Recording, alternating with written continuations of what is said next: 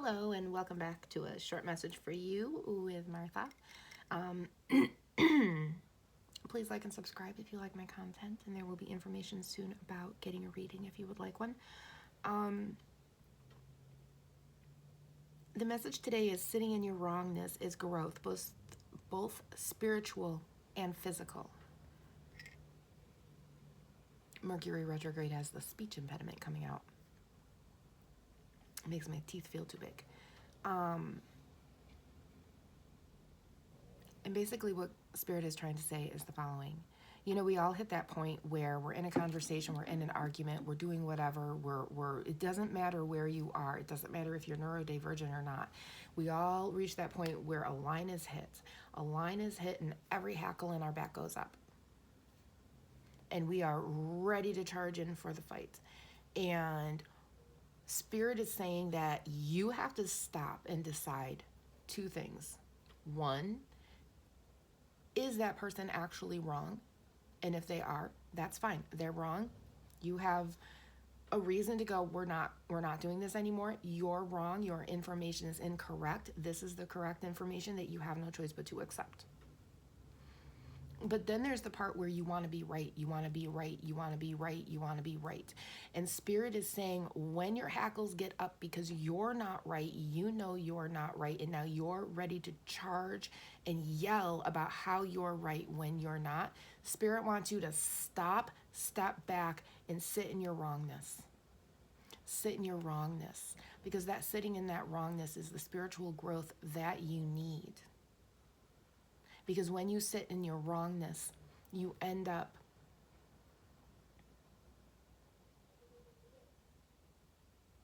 learning. You learn about yourself, you learn about things around you, you learn the information that you were wrong about, and you learn how to stop and step back and learn to be wrong. You learn how to sit in the mud and take the fact that you're wrong and feel this feeling and emotion. In a second, this may go more to a message for you instead of a short message for you. So if it does, I will link this to this short. But sitting in that is growth. So basically what it comes down to is when you know you're wrong and you feel that anger, stop and go, okay, I have to sit here and feel this feeling and emotion because this isn't a valid feeling and emotion. Why should I be angry because somebody else is right and they're proving me wrong? And Spirit needs you to think about that. Ooh, excuse me. Yeah, they really, with that burp, they need you to think about that. And if you're going to be here for the rest of this, I thank you. And if you're not, I hope you got the information that you needed.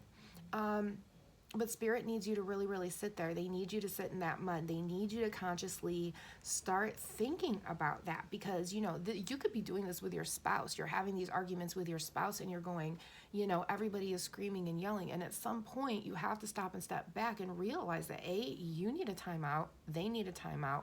Everybody needs to go to a different room. And when you realize you're wrong, or if in the middle of the argument you realize you're wrong, it's time to step back and go, wait a minute, I need to check your information so I can be informed too. Because this is how you gain knowledge. This is how you learn to talk. This is how you learn to argue constructively. You know, there's not ever in this world or this time or this life or whenever in this universe is there ever going to be a moment where we're not arguing or debating. We're always going to be arguing and debating. It's, are you doing it constructively? Are you screaming and yelling in the stranger danger?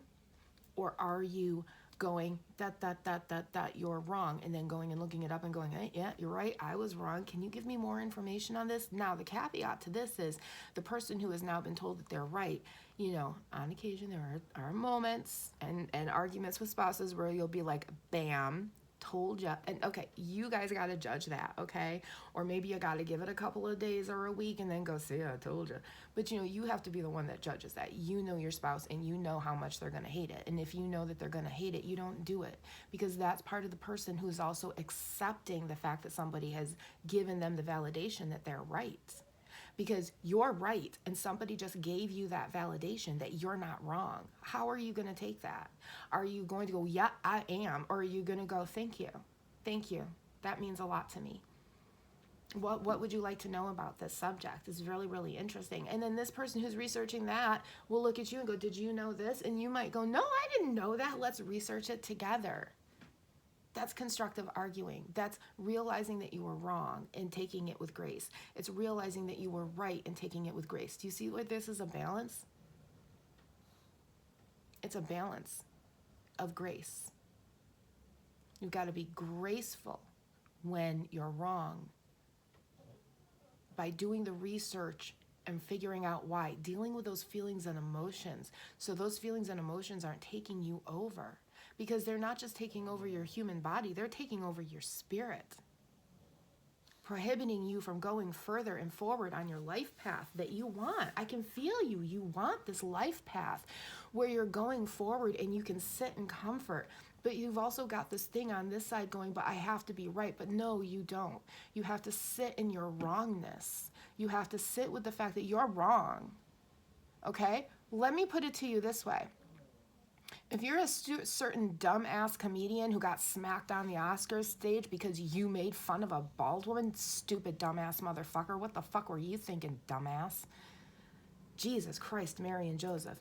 Violence is never the answer, but don't be that stupid. At some point, that person has to sit in their wrongness. This person, if you know who I'm talking about, did an hour-long show after he got a divorce and for half an hour complained because his wife wouldn't take him back. Well, why would she? Sit in your wrongness. You were wrong. And when you sit in your wrongness and you feel that and you realize that this is just anger because you're not right and you want to be right and you don't like this feeling that you're wrong, and you just have to get to a point where you're sitting there going, well, I have to be wrong sometimes. What about all these other times that I'm wrong and I take it with grace? Why am I not taking this with grace? Because I want to be extra right? Well, I can't be extra right all the time. There are times I'm going to be, I'm a cosmetologist. I can be a lot extra right all the time. But there are moments when other people will educate me, and it's my job to step back and go, you know what, you're right. I was wrong about doing color like that. That's the old way. And now you've shown me a better way. But at the same time, I've shown them the old way. I've shown them something that maybe they can take with them. Now that's a balance of giving information and taking and receiving information.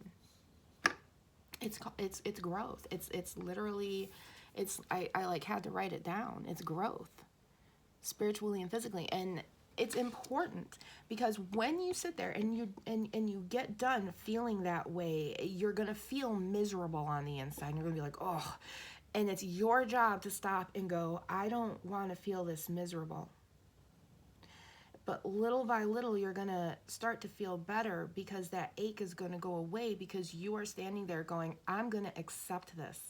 And then when you do that, you start stepping back and realizing all of the other times that you were wrong, all of the other times that you fought someone, and that maybe those things weren't so charming and so good. And it's how you start to take that, because this is all a life path and a soul growth. And there's a very specific amount of people I'm talking to who are listening to this right now. And you need to know that. It's okay to feel those emotions from the past that make you not feel so good in the moment, because when you feel those feelings and emotions, you heal yourself physically, you heal your soul, you heal whatever bloodline it is that needs to be healed within you.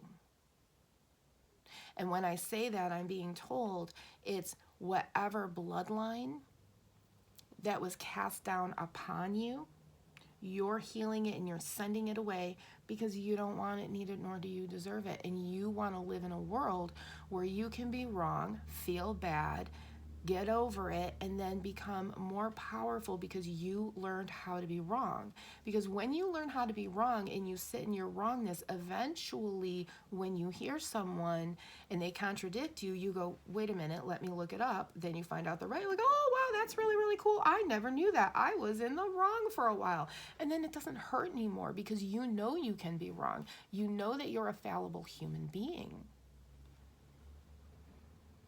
And because you know you're a fallible human being, when someone is right, you're able to say, thank you for letting me know I was right. I really appreciate that. You're able to help other people discover. And because your actions go out that way, other people are going to mirror your actions. And then your actions become a mirror in other people for other people who are going through the same thing, who have to come to a point of realization of they cannot keep living their lives thinking they're right all the time and arguing just to be that way. Because it's really and truly almost overwhelming and manipulative to yourself. It's just consuming your brain with everything it takes to convince yourself that you're right about everything. And it's time to let that go.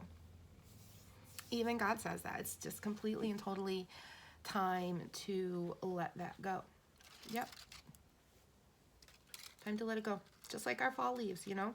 They all come off the tree because at some point they know it's time to fall. It's time to be on the ground. It's time to look up at the sky. You know, and it's time to become, I mean, what do leaves do on the ground? They become fertilizer for the grass, so the grass blooms and grows and the flower can grow. You know? And that's what it is. When you learn to sit in your wrongness, you're giving yourself, you're mowing down old beliefs to give fertile ground to new beliefs. Yeah. Wow. Wow. That got me, Spirit. That got me.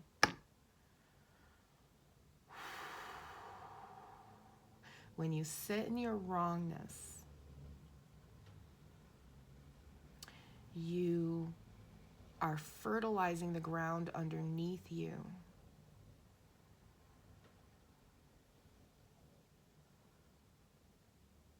By learning to accept the truth. Yeah.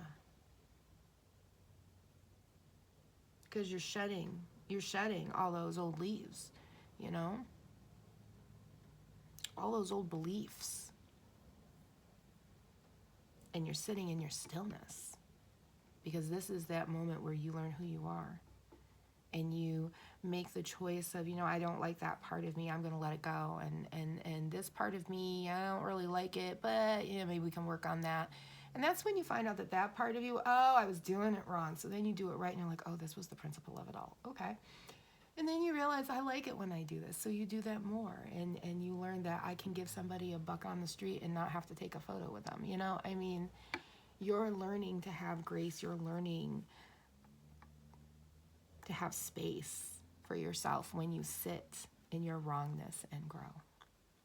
It's literally the most important thing you can do for yourself in this lifetime. I know it has benefited me greatly, and I know that it has benefited the people around me who I have given that grace to.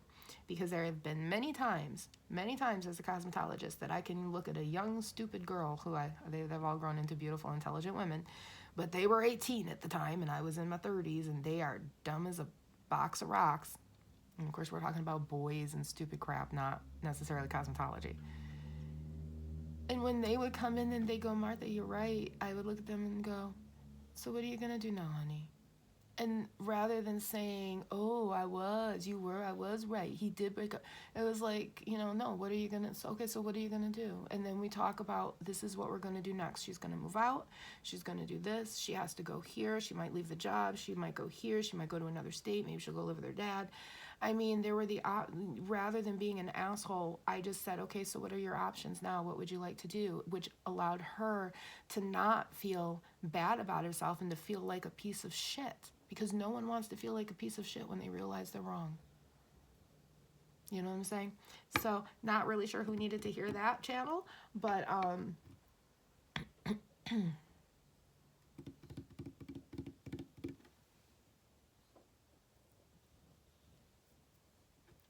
but there we are. Yeah. Okay. Yeah. All right. So that is a message for you, and thank you for listening for the whole thing. And if you like it, please like and subscribe. And there will be information soon about private readings if you would like one. Take care.